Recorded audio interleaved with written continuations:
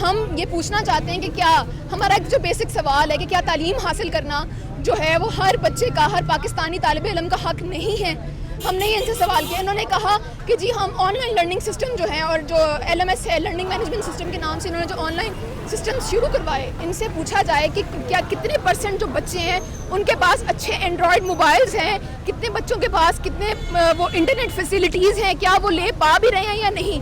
ان لوگوں کی جانب سے کوئی جواب نہیں دیا گیا. ہم نے کہا کہ آن لائن کلاسز کو سسپینڈ کیا جائے اور جو بچے یہ کلاسز نہیں لے سکتے ان کو اگلے سیمسٹر میں جو ہے وہ پروموٹ کیا جائے.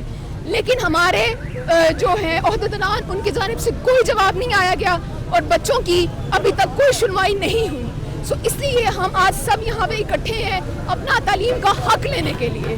ہمیں بتایا جائے کہ ہمارا مستقبل کیا سوچا ہے انہوں نے، نہیں تو ہمیں اپنا مستقبل خود بنانا آتا ہے. ویسے میرا تعلق مرید کے والی سائڈ سے ہے.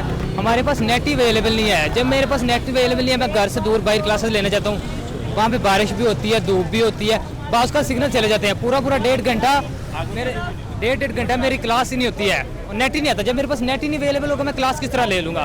اور ایسے ہی میرے پیپر آ جائیں گے، پیپروں میں نیٹ چلا جائے تو میں کیسے پیپر دوں گا؟ ایسے میرے ساتھ نہیں ہو رہا. ایسے پورے آل اوور پنجاب میں نیٹ ہے، بلوچستان میں دیکھیں نہیں نیٹ اویلیبل ہے، تو بچوں کو بہت پرابلم کا سامنا کرنا پڑ رہا ہے.